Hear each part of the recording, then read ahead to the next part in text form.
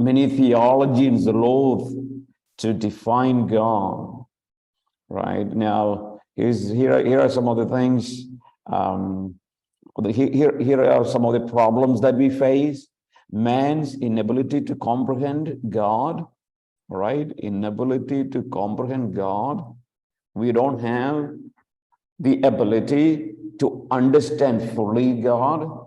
It leaves him vulnerable to misrepresenting and underrepresenting God. Right, that is a problem. The reason why there are many concepts of God, it is simply because we don't understand fully. Number two, since God is immaterial, remember, material and immaterial. Material is opposite. Definitions as to substance or essence are very difficult, right? When we talks about definitions and things, it is going to be a difficult process. All right. Third, since definitions are usually cast in terms of unique qualities and characteristics and capacities, definitions for God tend to be long and cumbersome, incorporating all of his attributes, perfections, and action. So it is very difficult to actually put a definition for God, right? Defining actually what it is. But here is some helpful definition. I'm not going to say these definitions are covers completely this is, but I'm saying by looking at all other theologians, and I think here is, if you can have a very brief definition, define God, here is H. Strong defines God, right? One of the definitions that I have memorized. Okay, what is that? God is the infinite spirit. Infinite, understand the meaning of the word. What is infinite? Without limitation, without limit, right? And so infinite. Finite means limited, right? Get that word. Infinite, without limitation. Finite, limited. All right, God is the infinite spirit. Second qualification, a perfect spirit. No limitation. And his perfect spirit, in whom all things have their source, support, and end. Right? So this is the easy one to learn. I think covers most of the things that we will cover throughout this lesson. So I think there are how many? Maybe you may have at least more than 60, 70 pages of material. Simply, we are going to talk about God. Simply talk about God. But I think this will cover most of the basic, right? This definition is going to cover. But Westminster Confession has elaborated that one, right? An elaborated definition, right? Let's go through it. There is but one only living true God, who is infinite in being and perfection, most pure spirit, invisible, without body, parts, or passions, immutable, immense, eternal, incomprehensible, almighty, most wise, most holy, most free, most absolute, working all things according to the counsel of his own immutable and most righteous will, for his own glory, most loving, gracious, merciful, long-suffering, abundant in goodness and truth, forgiving iniquity, transgression, and sin, the rewarder of them that diligently seek him, and with the most just and terrible in his judgments, hating all sin, who will by no means clear the guilty. All right. Wow. Mouthful of words, but it tells really, it is just like comprehends all the areas of the doctrine of God, all the areas of doctrine of God. That is what Westminster Confession does, because Westminster Confession is part of the belief of the church, and therefore they don't want it to avoid. They don't want it to avoid any of the things there, right? So just let's go from there to the existence of God. Now, we are going to look at, we are going to use our brain now, right? We are going to use our brain. Okay, and that means that brain, use it in a way that you can understand some arguments, right? The existence of God, rational or posteriori. How do you say? Posteriori, right?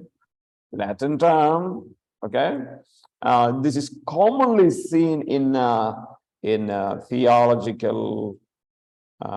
So let me take you to maybe my. Okay. All right. What is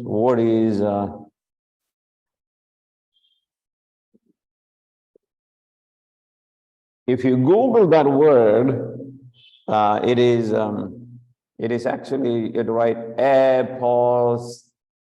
posteriori. See right here, this is a word. Okay. Posteriori. What is that? It is relating to or denoting reasoning or knowledge, okay, which proceeds from observations or experiences to the deduction of probable causes, right? Okay, so what it is as an adjective, what it is means, it is actually indicating reasoning or knowledge, right? Remember reasoning capacity, using the ability to use logic, right? That is a reasoning capacity. So a posteriori is a word that denoting reasoning or knowledge which proceeds from observations, right? You observe what you see. You observe the experiences of the people. And then you go behind what you see. You go behind the experience of find the cause, right? Now, so a posteriori is a knowledge that you get by observing the experiences. You observe the experiences, then you go behind the experiences and find out what is the cause, right? So that is what actually means. So let me also introduce one more word here that will come up very quick. A priori.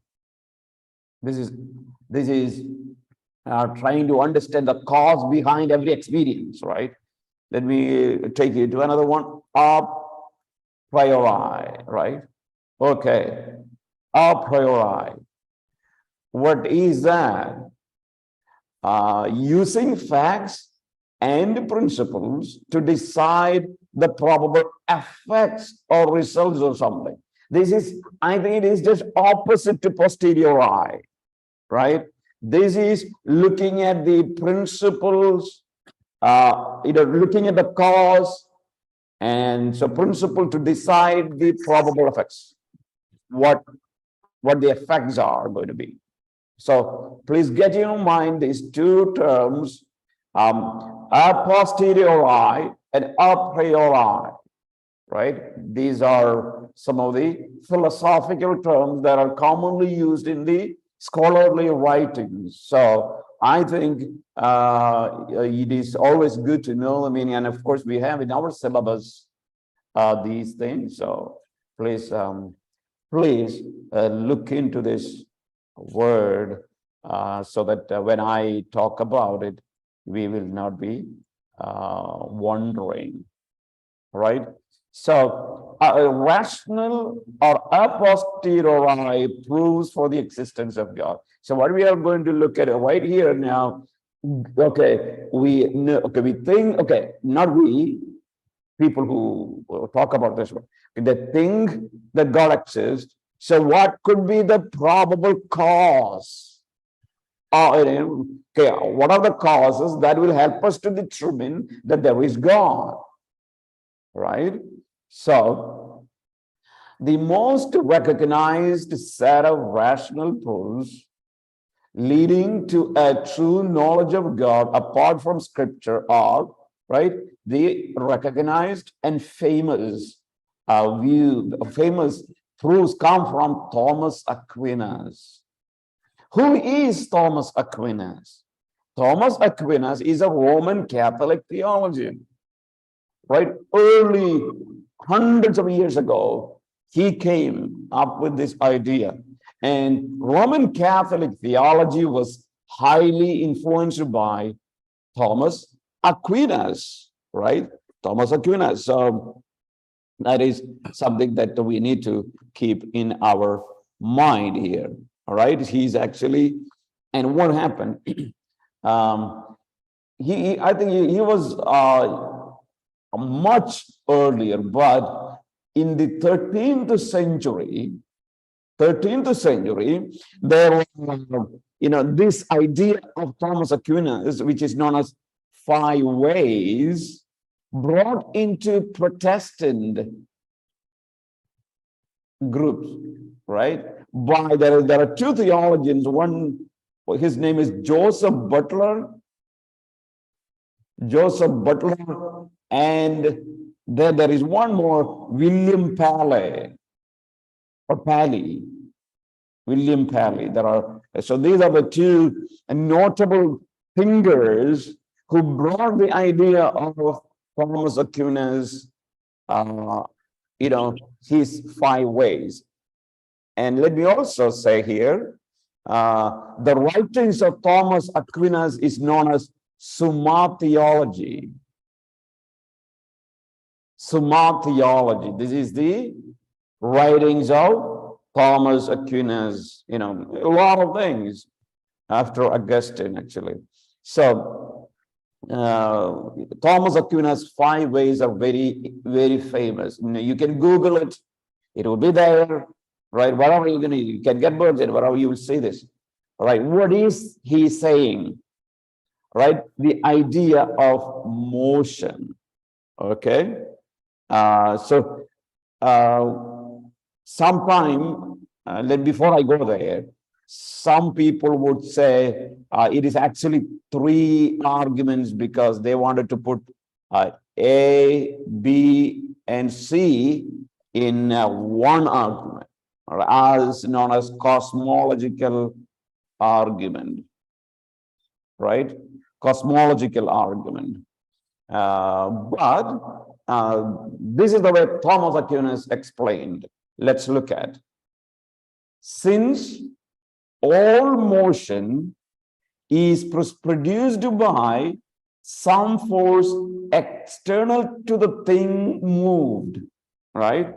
So here is a pen.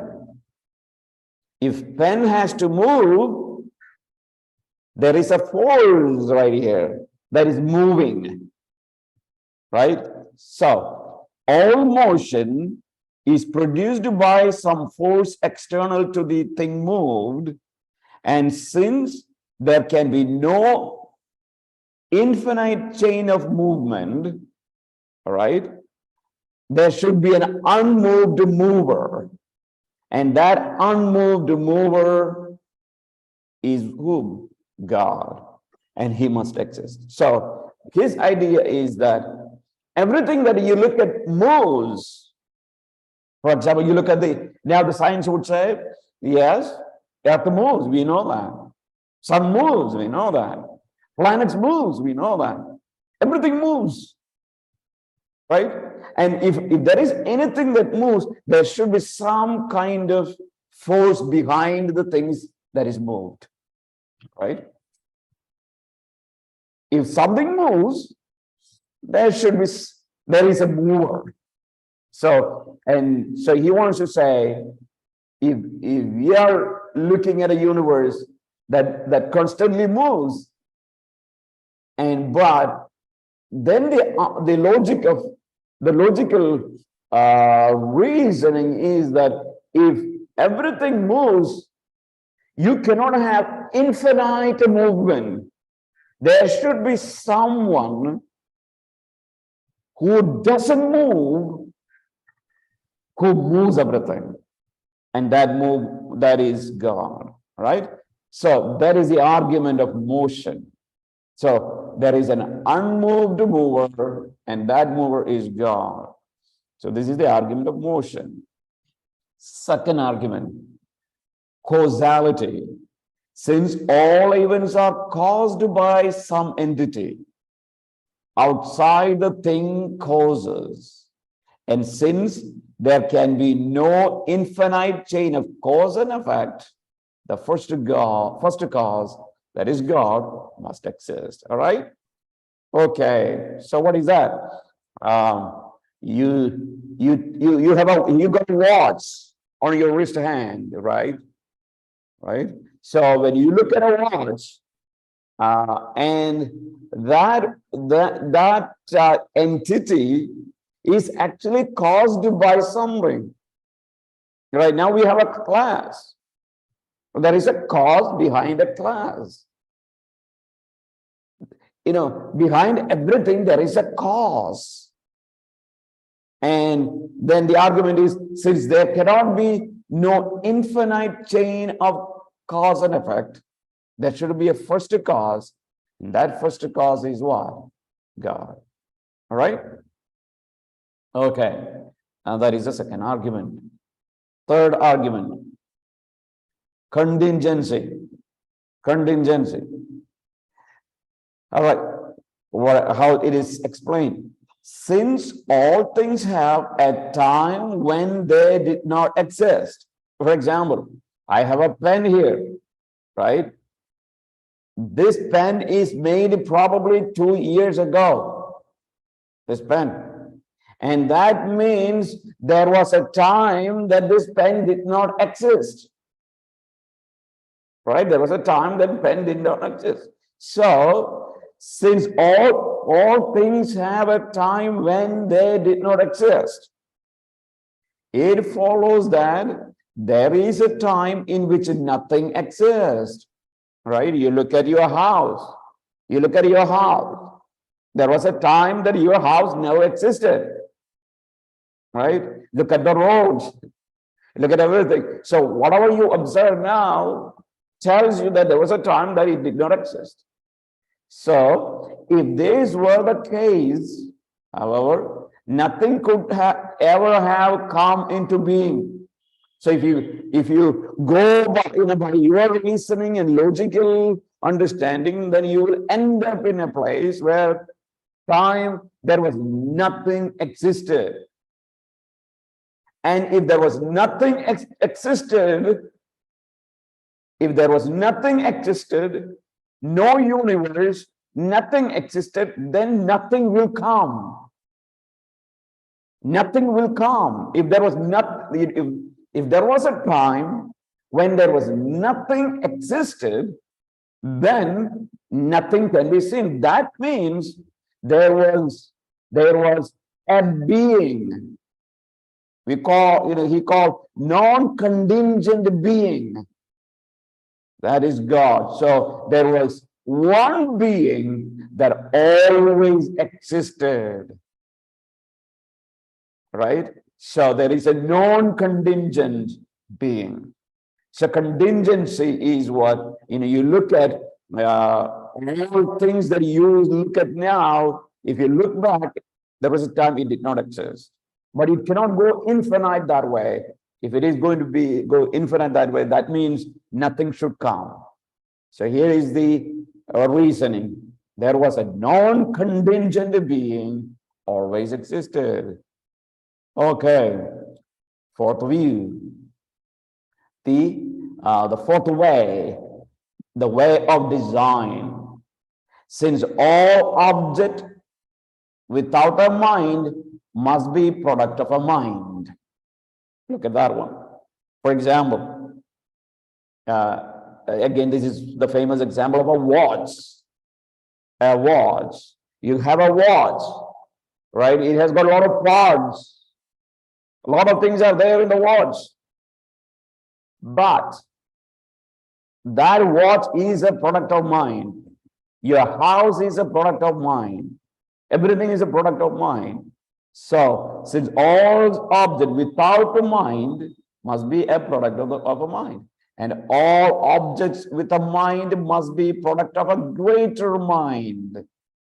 Greater things is the product of greater mind, and an ultimate designer, God is the greatest mind. God must exist. Okay. Number E. Fifth one, this is also easy one. Degrees of perfection. Since all objects have properties in degrees, right? Every objects have properties in degrees, and take these properties from a more perfect source, a most perfect being must exist, right? What is that? All objects have properties in degrees. That means if you take anything, you look at everything. We constantly want to improve. Everything wants to be improved. Why we want to improve? Because we think that this can be more perfected, right? So that means every objects that we have all the objects have the possibility of improvement, right? For example, you have a computer, a laptop, a computer, and Windows. It came like 90, 95, 96, 97, improves. 2022 now, more improvement. So what it says, so we have the desire to perfect, right? All the properties we have a desire to perfect it, right? Music, we need to perfect it. So this idea of perfection that in our mind, okay, it takes these properties from more perfect source, right? That means it indicates that there is a perfect being. That is the reason we always want to perfect everything. Okay, so this is that is something that we need to understand. Maybe some people would call this one as a criteriological argument. Criteriological,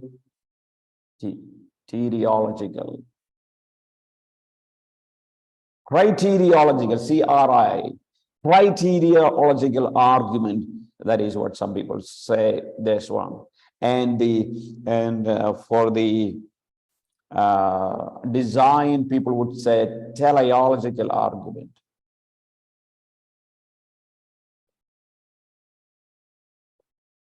Teleology, the argument on design. All right. So these are, of course, if you have gone to some kind of Bible colleges training, probably you might have come across. All right.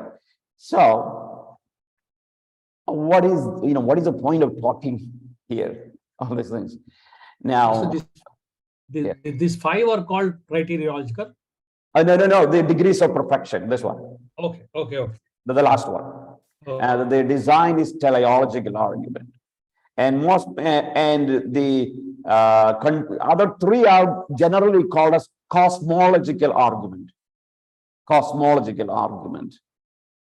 other three, like motion, causality, and contingency, comes under the umbrella of cosmological argument. And there are many other proofs also.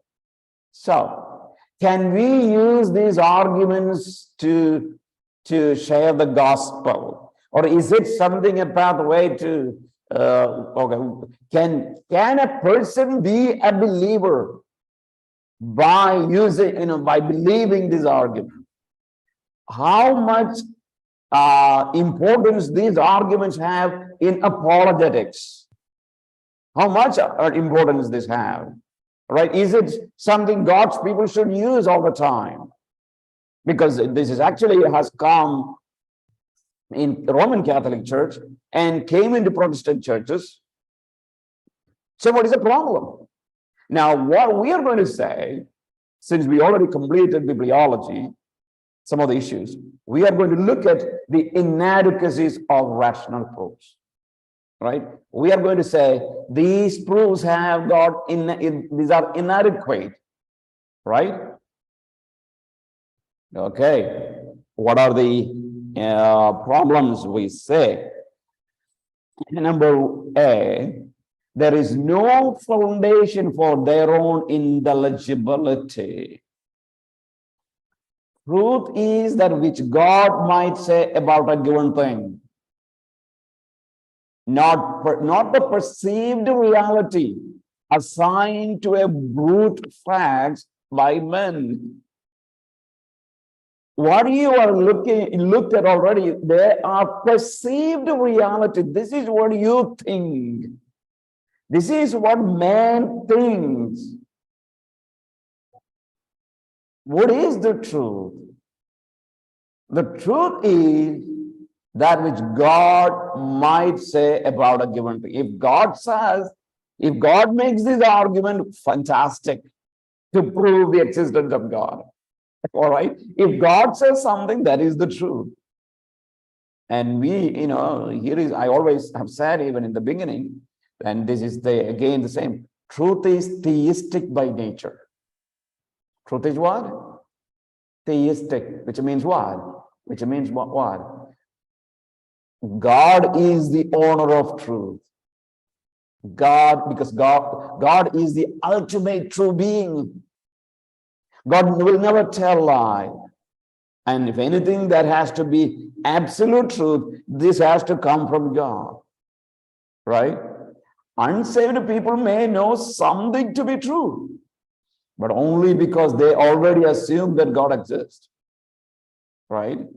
They know something is true because they assume that God exists. Every unbeliever knows that God exists. Every unbeliever knows that God exists. All right. So that's the first problem. See, the truth is not perceived. You understand the word. You understand the word perceived.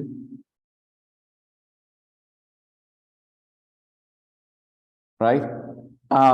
It is something that truth is not something that you imagine. All these arguments is kind of reasoning and imagination that your brain takes you to some. But that is not the truth. Truth is not something, it's not a perceived reality by looking at what is there. Truth has to come from God. All right. Number B, they rest on inherent objectivity and integrity of man. Right? These arguments rest on the integrity of man. Man can never reason objectively and positively from ignorance to God. What is that?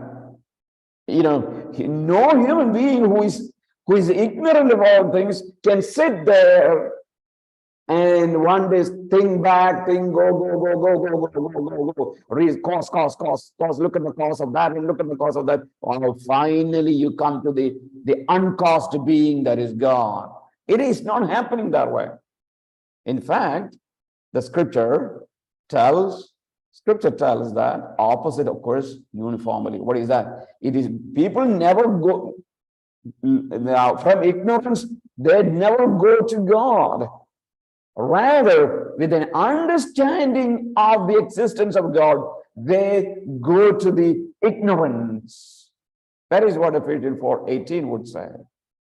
All right. Third, they contain no mechanism for correctly identifying the God of the Bible. Now, here is the thing. All right, you are talking, let's take this view. Let's take this view. All right, so there is an unmoved mover, right? There is what? Motions, unmoved mover. So this is what? That unmoved mover is God. Okay. Second, there should be a first cause. That first God is what? God. Right? First cause is God. Okay, we got God. Contingency. Right? So there should be a non-contingent being. So that is God. Non-contingent being, God. Now, here's the problem. The moment you use, now tell me which God is that one.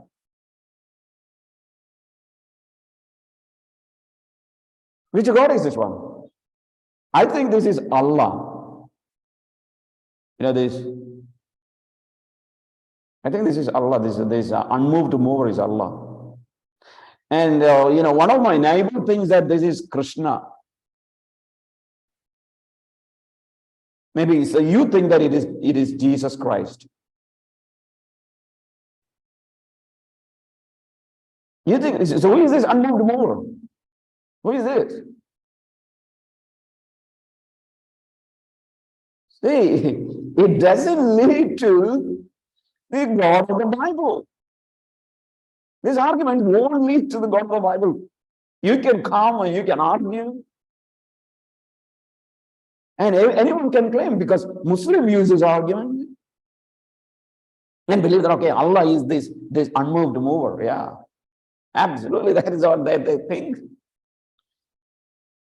So you can reason all those things and still it is not going to take you into the idea that, okay, this is the God of the Bible. For someone to reach there, God of the Bible is the uncaused being, the ultimate mover, the perfect being, the designer. It is God of the Bible. You know what you need? What needs to have? Holy Spirit has to work. Regeneration has to be there. Without that, it is not going to happen. Without God works in the heart of a person, no one can believe in the God of the Bible. No, this is impossible. This is impossible. You can argue, you can show your wisdom, your ability to communicate, your ability to argue, right? To a atheist, you can show everything, but here is the danger. The danger is that when you overly rely on these things, it is not going to lead you to the God of the Bible. If that is so it actually will lead you into a dangerous place where you have to accept that could be Allah, could be Krishna, could be somebody else that people claim as their gods. Anyone, 33 million gods. Brahma could be, whoever it may be. So that's a problem, right? Which we need to recognize. Now let's go to quickly various idea of belief. Various idea of belief. Not everything, this is not an exhaustive list, but simply just want to introduce you. For example, deism. The belief that God created and wound of the universe like a clock and then left. God created everything, the nature is there, it just works like a clock, gave the key, now it naturally works. God left. God is not connected to the universe. It denies any present relationship of God to the world. Right? That's deism. Atheism. Belief. And that's what I like it. Right? Because somebody Yeah, I remember yesterday I was saying somebody wrote in the Facebook asking me that hey, can you prove God? You were talking about theology, right? Can you prove God? So I just simply said, can you prove that there is no God? And he has not replied yet. Okay, simple thing, right? Because atheism is a belief. If you don't know, it's a belief. It is a faith-based system. It is a religion. It is a religion. Of course, people can believe in any religion, right? Up to them. Who cares? But here's the problem. One day they will have to give account to God. That's a problem. Then skepticism. What is that? What is skepticism? We know that in this common word, believe that one cannot be sure about the existence of God. I'm not sure whether God exists. So are you a skeptic? Yeah. Not sure. Agnosticism. Believe that one cannot know if there is God, because God is so big, we cannot know whether there is God. And pantheism. What is pantheism? Believe that everything is God and God is everything. Everything is God and God is everything. All that appears is only a manifestation of God. Anything can be God. Everything is God, actually. Yeah. You look at everything and you should show, worship. Pantheism. And polytheism. Of course, I think there are maybe divisions of pantheism, like pan-everythingism, and many ideas come. So it's not a simple thing, right? I mean, a lot of people are behind it. Pantheism. Polytheism. Believe in many gods. Many gods. And monotheism, right? Remember mono act? The Greek word mono means one, right? Monotheism, believe in one God. Islam is a monotheistic religion. Judaism is a monotheistic religion. And Christianity also is a monotheistic religion, actually. And the next one, henotheism. What is henotheism? Worship of one God, right? One God. Among many gods. So this group accept that there are many gods, but we worship only one God. There are many, right? Among many, we will take one. Then fetishism, right? Fetishism, what is that?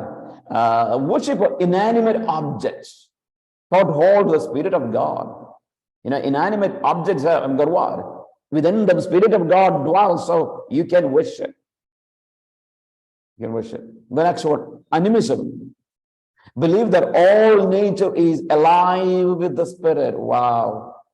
All what you see in the nature, even stone, right? Even stone, and alive. And so you say, Mother Nature. Mother Nature, Mother Nature. If you go to European countries, this is what these guys always say, Mother Nature. And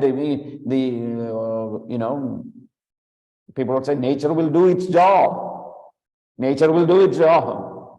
Then law of the nature should take the course. Okay, law of the nature. What is the law of the nature? It is the law of God, right? Law of the nature is what? It's the law of God. You don't have, there is no law for the nature that is not given by God. The law of the nature is the law of God, if you really think. And then dynamism. I believe in some kind of all-pervading energy that can be trapped for good or evil purposes. Okay, I think this should have come a little down, theological inadequacies. Now let me look at, okay, I should have taken this one, put it here. Maybe that was my mistake, right? Look at logical inadequacies here. The logical inadequacies of some of the I already said, right? The proofs, cosmology proofs do not lead logically to God, but rather to endless regress. Proofs do not lead thinkers to a single necessary God, but to any one of the several possible beings that are greater than the object studied. Proofs assert no more than probable existence of God. It is logically fallacious to argue from the finite to the infinite, right? It is not capable of, right? It all requires a rational leap of faith, because at the end you will say there should be an unmoved mover, so that there is a leap of faith in all these arguments on the existence of God